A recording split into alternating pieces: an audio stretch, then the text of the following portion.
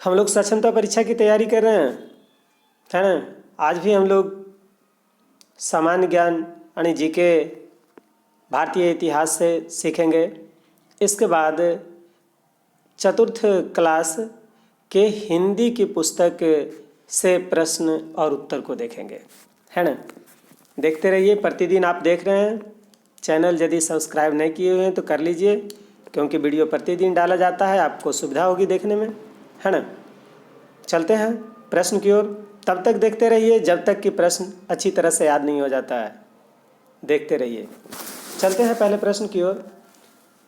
अशोक के अधिकांश लिपि जो है किस भाषा में है ना।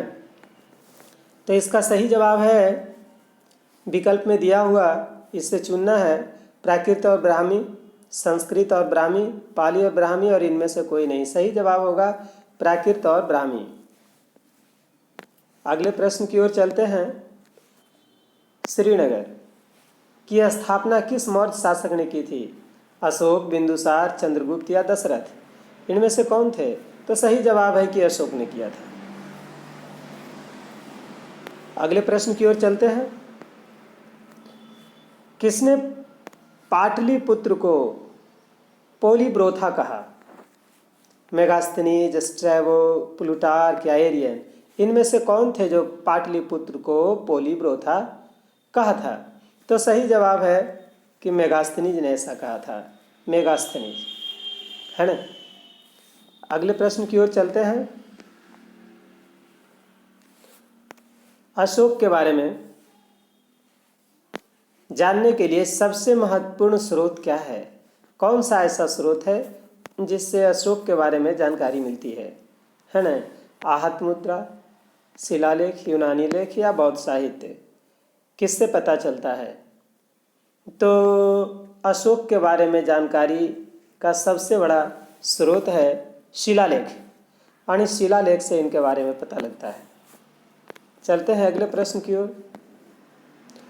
किस शिलालेख में अशोक ने घोषणा की है कि सभी मनुष्य मेरे बच्चे हैं?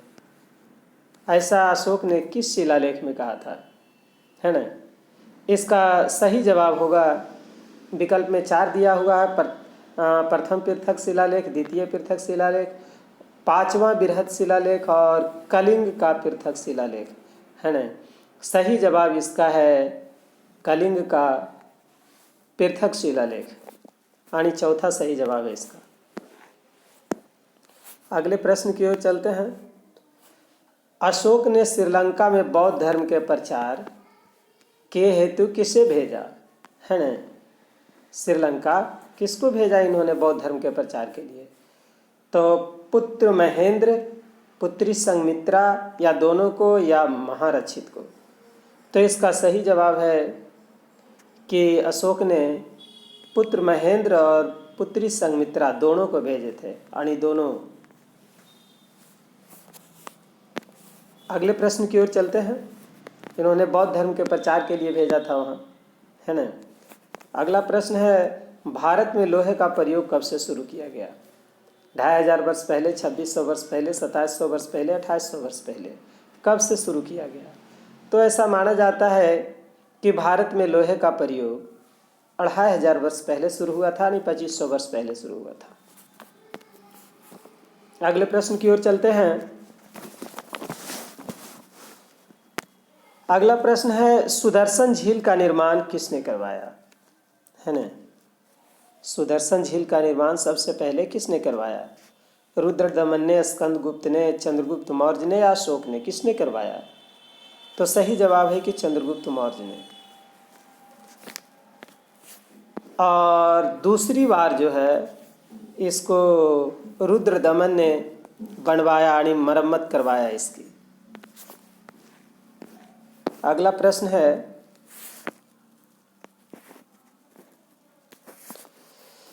पूर्व वैदिक काल में किसानों के कितने वर्ग हुआ करते थे, है ना।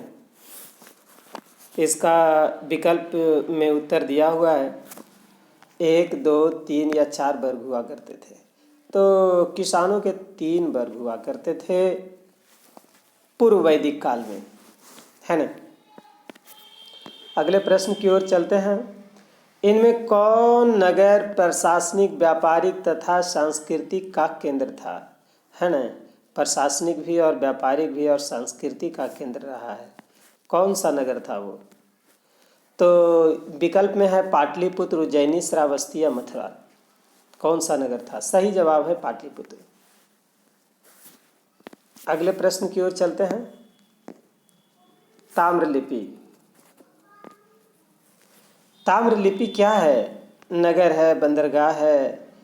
लिपि नहीं, ताम्रलिप्ति, ताम्रलिप्ति है ना, क्या है? नगर, बंदरगाह, मंदिर या उद्योग स्थल है? क्या चीज़ है? तो ताम्रलिप्ति जो है ना वो बंदरगाह है। अगले प्रश्न की ओर चलते हैं। भारत में मुद्रा प्रणाली कहाँ से आई? रोम से, अरब से, चीन से या यूनान से? मुद्रा प्रणाली आई कहाँ से?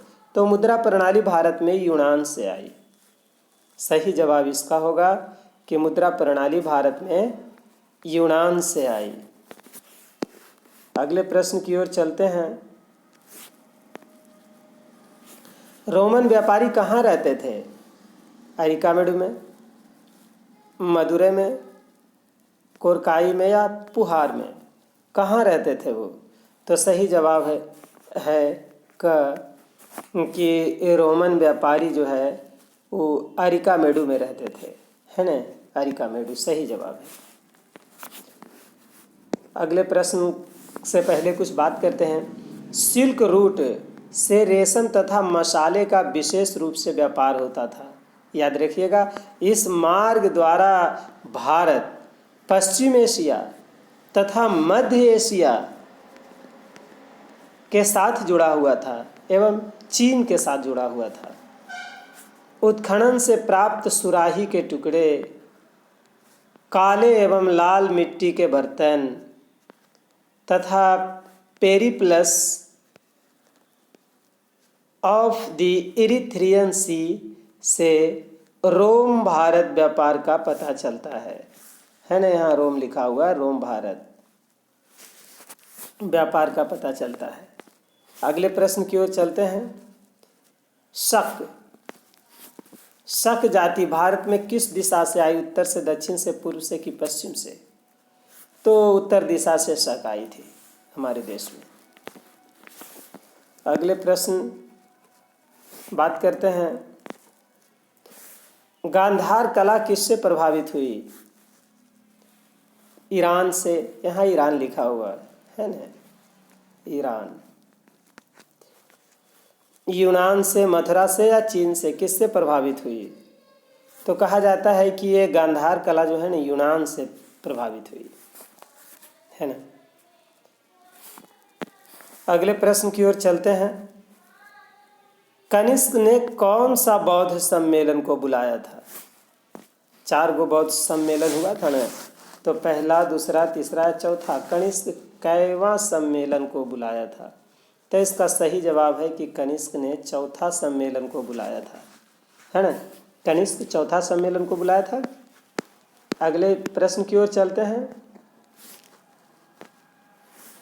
कई बौद्ध विहार केंद्र थे, किस चीज़ के? व्यापार के, शिक्षा के, कला के या बौद्ध धर्म सम्मेलन के? किसके केंद्र थे? तो सही जवाब इसका है कि शिक्षा के केंद्र थे बौद्ध विहार, है ना, बौद्ध विहार शिक्षा के केंद्र थे। अब अगले प्रश्न की ओर चलते हैं। इनमें कौन चीनी यात्री नहीं था? फाहियान, ह्वेनसांग, इत्सिंग या अल्बरूनी? इसमें से कौन चीन से नहीं आया था? तो सही जवाब है कि अल्बरूनी चीन से नहीं आया था। अगले प्रश्न की ओर चलते हैं। मुवेनदार का अर्थ क्या होता है? मुवेनदार का अर्थ क्या होता है? सौदागर, यात्री, धर्म प्रचारक या मुखिया? क्या होता है? तो सही जवाब है कि मुवेनदार मुखिया को कहते थे, है ना। अब अगले प्रश्न। अंतिम मौर्य सम्राट बृहद्रथ की हत्या कर किसने शुंग वंश की स्थापना 185 ईस्वी पूर्व में किया था? शुंग वंश की स्थापना 185 ईस्वी पूर्व में अंतिम मौर्य सम्राट बृहद्रथ की हत्या कर करके जो है किया था। कौन था? पुष्यमित्र, शुग्न, अग्निमित्र, वसुमित्र या बाणभट्ट? सही जवाब है पुष्यमित्र, है ना। यही जो है मौर्य सम्राट बृहद्रथ की हत्या करके शुंग वंश की नींव डाली थी इन्होंने, शुंग वंश, है ना। अब चलते हैं, आपकी सुविधा के लिए देखिए सब क्वेश्चन का आंसर भी दे दिए हैं। आपको क्वेश्चन देखने में सुविधा होगी, सीरियल नंबर इसी से डाल रहे हैं। जहाँ पीछे जितना सीरियल नंबर तक आता है उससे आगे वाले सीरियल नंबर को हम डालते हैं, ताकि एक ही वीडियो प्रतिदिन हर समय आपको देखने को न मिले। सीरियल नंबर से आपको पता लग जाए कि हम कैवा वीडियो देख रहे हैं, है ना। देख सकते हैं प्रश्न का उत्तर है, ऐसे तो उत्तर हम बता भी चुके हैं।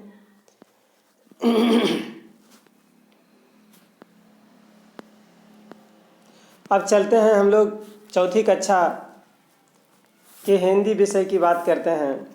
इसका किताब का नाम तो कल हम बता चुके थे कि इसके बुक का नाम है कोम्पल भाग 2, है ना।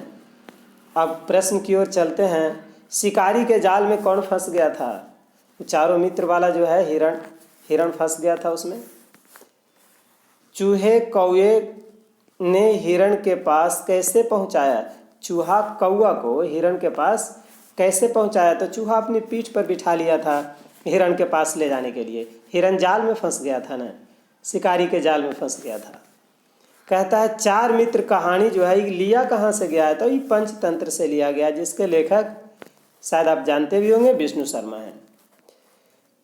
अगली कविता है घर प्यारा। कविता के कवि कौन हैं? तो इसके कवि जो है दिव्यक रमेश हैं, है ना। घर प्यारा के कवि कौन है? दिव्यक रमेश। इसमें जो है ना, अपना घर सबको प्यारा लगता है ना, तो इसमें कुछ आया है प्रश्न से संबंधित। जैसे चूहे क्या कर रहे थे? तो चूहे पकड़म पकड़ी कर रहे थे, मच्छर टहल रहे थे, छिपकली गश्ती लगा रही थी और पंछी झपट रहे थे, है ना। ये मेल कर दिए हैं ताकि आराम से आपको सुविधा हो इसमें। बिल्ली का पंजा जो कहानी है, इसके कहानीकार कौन है? ये साभार दिगंतर से लिया गया, राजस्थान की है ना। कंचनपुर किस नदी के किनारे बसा हुआ था? एक बुक से लिया गया है। ये गंगा नदी के किनारे कंचनपुर बसा हुआ था। कंचनपुर में कितने व्यापारी रहते थे? टोटल व्यापारियों की संख्या जो व्यापार करते थे कै वो थे? तो 4 व्यापारी थे, है ना। चारों का नाम बता रहे हैं कि चारों व्यापारी का क्या क्या नाम था। देखिए चारों का नाम गंगाधर, लीलाधर, मुकेश और संजय, यही चारों व्यापारी थे। और ये चारों जो व्यापारी थे किस चीज़ का व्यापार करते थे? तो रुई का व्यापार करते थे, है ना। चूहा से बचने के लिए इन्होंने क्या किया, कौन सा तरीका अपनाया?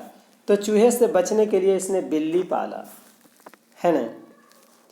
बिल्ली के आगे वाले दाएं पंजे जिसमें खाज हो गई, वह पंजा किसके हिस्से के लिए? चारों मित्र जो था ना, चारों पंजा को आपस में बांट लिया था, एक एक पंजा। तो जिसमें खाज हो गया था वो गंगाधर के हिस्से पड़ा था, है ना। तो गंगाधर ने क्या किया था? उसको जो है घासलेट के तेल भिगो करके पट्टी बांध दिया था, है ना। तो पट्टी बांध दिया और गोदाम में बिल्ली आई, है ना।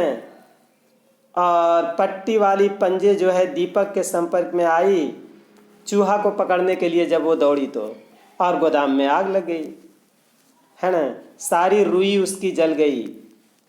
रुई का व्यापार करता था वो। आग लगने के लिए 3 मित्रों द्वारा गंगाधर को चुना गया, क्योंकि वो पैर जो था जिसमें बांधा हुआ था पट्टी, वो गंगाधर को पड़ता था। लेकिन पंचायत जो था गंगाधर को छोड़ करके बाकी सबको दोषी माना। कहा कि तुम्हारा पंजा तीनों जो है ठीक था तब नहीं दौड़ा, जो घायल पंजा था वो कैसे दौड़ता?